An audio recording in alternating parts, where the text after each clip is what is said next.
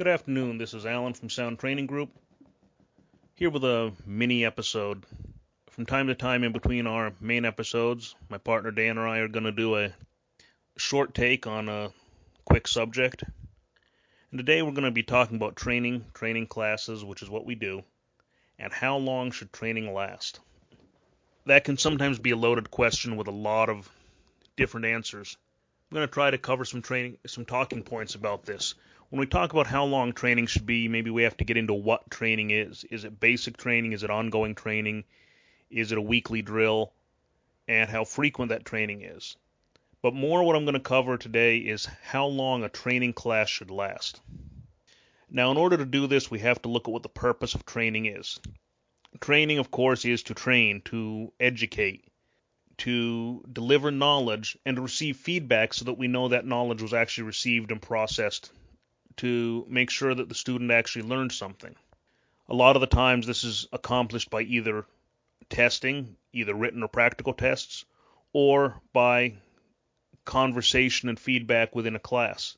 So if I'm teaching you something and then I'll ask you a question, and if I get your answer back and I know you answered it right, then I know you've learned what I was trying to deliver to you. We have to understand the purpose of training. We have to understand that training classes are not to kill time. Training classes are not just to satisfy a standard. Training classes are to impart knowledge and to make sure that knowledge becomes, to make sure that the student actually takes something positive away from this that they'll be able to use generally in work, sometimes in life. Now, when we talk about regulations and standards, there's a lot of different areas to look at in this. Sometimes there are industry standards like the NFPA. Sometimes there are legal standards, general statutes. Sometimes there is a mix of both. Sometimes there are regulatory standards like OSHA. When I was involved in firefighter training, we dealt with a mix of NFPA standards and OSHA standards.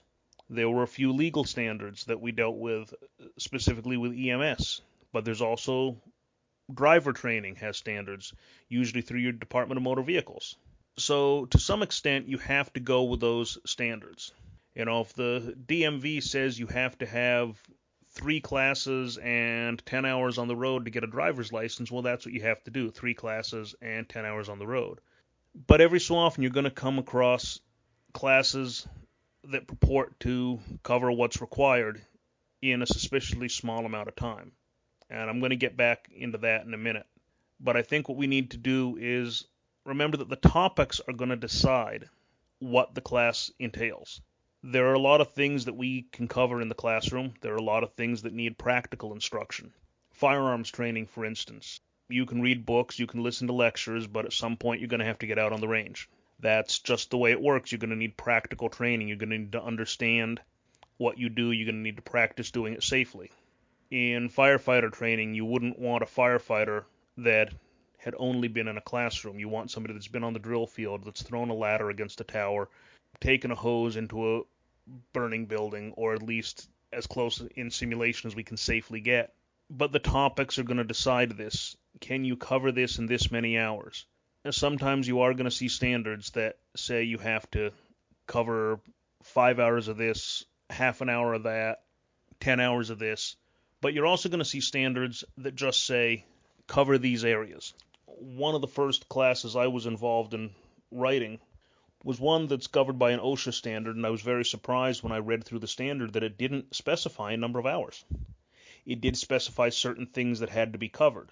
In addition to covering the actual standard, it had to cover ways to address what could happen, ways to mitigate things that happen, ways to prevent things from happening. And then came what I found to be the most interesting part, a requirement that there be an interactive question and answer period in the class. This means that at some point in that class, the instructor and the students have to have a conversation with each other, have to say, hey, this happens, and how do you think we can stop this from happening? Or how would you make this happen? Or how would you do this? And the students are going to have to answer back with the information they learned in that class. There was also a requirement for case histories, which means you had to listen to people that had been involved in incidents or at least listen to the stories of those people that have been involved in incidents directly related to that OSHA standard. So in putting a class together on this, the class started going into being measured in hours, not in minutes. And that's fine. But then you look online and you see the same topic and people selling classes to companies with a 15-minute video that you can download or subscribe to and play for employees on their coffee break. That video is not interactive because you're not having a live instructor. Now, I prefer being live in the classroom than online like Skype, but there are now technological ways to have an interactive class over the internet. And this is something that all instructors need to consider, is the ability to deliver long-distance training and still be interactive and get that feedback. You need to let the topics decide how long a class has to be. As an employer, I don't believe you should be governed by payroll concerns, although that is a factor. If you're thinking about the training class that you need to deliver and you're saying, well, I have to pay my employees hourly, so this class can't go over an hour because I'm not giving anybody more than 1 hour's pay, then you're not thinking about training, you're thinking about payroll. Would you go to a doctor who said he only spent 6 months in medical school, but I got a good price? This is what you have to think about. And it really doesn't matter if we're talking about a doctor or something more mundane. Would you hire a guy to install lights in your house who said, yeah, just became an electrician yesterday, took a correspondence class online, took me 45 minutes, pretty sure I can wire your house? Well, I'm pretty sure you're not going to be touching anything in my house. We have to think about these realistically. We have to look at training topics. How long is it going to take to actually cover the material? How long is it going to take to have some interactive questions and answers? How long is it going to take to administer a test? And yes, tests are a part of training because it's probably the best way we have of not only observing that the material has been absorbed and learned, but also documenting it, because you can save that test in a file. You can look back on it years from now and say, well, this employee did take this class and he did pass this test and he did know this information. And sadly, although legal issues do come into training, you may have to one day look back and say, yes, this employee was trained in this. Yes, this employee passed the test. And yes, this employee gets regular training or periodic training on this topic. While we're talking about legal issues, I think we also need to look at ethical issues. And I've touched a little bit on this with what I consider to be predatory schools, although that's probably not a great way of characterizing people that will say that they can come in and teach you a 4-hour-long topic or an 8-hour-long topic in half an hour. I can piggyback this on another class. Are you really documenting it? Or are you just documenting stuff in a file and hoping that you're never going to have to pull that file out? There was a case down in Florida where it came to light after a security officer involved shooting that there were several private security schools running diploma mills. Essentially, you give me the money, I give you a letter that says you attended 8 hours of training, and I'll see you later. A lot of those schools got shut down. There were criminal charges. And we have to start thinking instructional ethics is a huge topic. And this goes to the employers and to the instructors.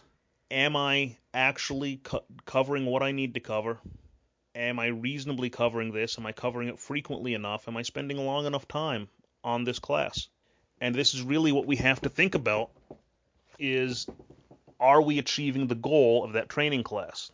All of these are going to wind in together. And that's why we really need to think and stop and think, what is the purpose of training? Am I meeting that purpose? What is the goal for my company or department with training, and am I achieving that goal? As we see some of the complexities that are increasing in most of public safety and the emergency services, and we see some of the things that are happening.